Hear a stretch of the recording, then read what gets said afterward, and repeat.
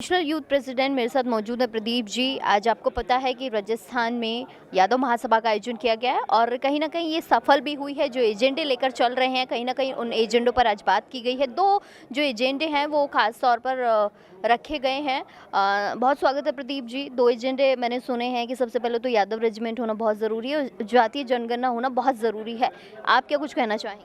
देखिए, अखिल भारतवर्षीय यादव महासभा जो all India Yadav महासभा जिसकी स्थापना 1924 में हुआ था, जो बोलते हैं कि सर्व भारतवर्ष में जितने भी सामाजिक संगठन हो या फिर जातिभित्तिक संगठन हो या राजनीतिक संगठन हो, सभी संगठनों से पुराना संगठन यादव महासभा, क्योंकि संघ परिवार जो बोला जाता है आरएसएस, जिसका स्थापना 1925 में हुआ था, लेकिन उससे एक साल पहले 1924 में अपना अखिल भारतवर्षीय यादव महासभा का स्थापना हुआ था। तो कहीं ना कहीं ये it's a proud moment that we are associated with organisations which is completing 100 years of this foundation. So इस बीच में बहुत सारे मुद्दे हैं जो अभी भी जिसके ऊपर हमारा लड़ाई चल रहा है। जैसे अहीर रेजिमेंट की बात हो रही है, आप रजांगला का युद्ध देख लीजिए, या फिर अभी भी टिल रजांगला से लेकर अभी तक जितने पार्लियामेंट के युद्ध देख लीजिए, कारगिल के युद्ध देख लीजिए, हर जगह आप देखिए यादवों का इंडियन आर्मी में आपका भागीदारी होती आ रही है और शहीदों की भी उसी हिसाब से परसेंटेज भी होती आ जा रही है। लेकिन उसके बावजूद भी अहीर रेजिमेंट की स्थापना भारतीय सरकार में, बहुत सरकार आए लेकिन अहीर रेजिमेंट के ऊपर आज तक कोई चर्चा हुआ नहीं।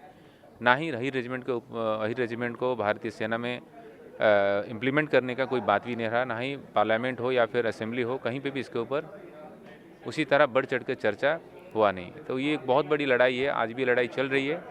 जब तक ये संघर्ष, जब तक ये इम्प्लीमेंट नहीं हो रहा है, तब तक ये युवा लोग ये लड़ाई जारी रखेंगे और आशा करेंगे कि बहुत जल्दी ये भारतीय सेना में अहीर रेजिमेंट की स्थापना की जाएगी। और दूसरी बात रही कि जो जातिभित्तिक जनगणना ये होने की बहुत ही आवश्यकता है, क्योंकि चाहे वो मंडल कमीशन की रिपोर्ट हो या फिर अभी रिसेंटली आप देखोगे कि रोहिणी कमीशन की जो रिपोर्ट हो, रोहिणी कमीशन की रिपोर्ट सबमिट होने के बावजूद भी उसको रिफ्लेक्ट नहीं किया जा रहा है, पब्लिश नहीं किया जा रहा है। जब तक पब्लिश नहीं किया जाएगा तब तक उसको इम्प्लीमेंट करना इट इज़ टू डिफ़िकल्ट। सो आपके ज़रिए हम लोग ये रिक्वेस्ट करना चाहेंगे कि जितना जल्दी भारत सरकार जातिभित्तिक जनगणना को इम्प्लीमेंट करे, ताकि रिजर्वेशन को थोड़ा क्लैरिफिकेशन मिले और ट्रांसपेरेंसी रहे। क्योंकि आप देखे होंगे कि भारत में हम लोग का ओबीसी की संख्या कम से कम 60% से ऊपर है, लेकिन उसके बावजूद हम लोग का 27% संरक्षण हर प्रदेशों में ट्रांसपेरेंसी वे में नहीं है। लेकिन उसके बावजूद जो ईडब्ल्यूएस रखा जा रहा है, जिनका परसेंटेज 10% है, उनको रिजर्वेशन 10% मिल रहा है। तो कहीं ना कहीं ये इस imbalance and it is inequality in the society. So I would like to request on behalf to the government of India to do the caste based census as early as possible and implement this reservation as early as possible.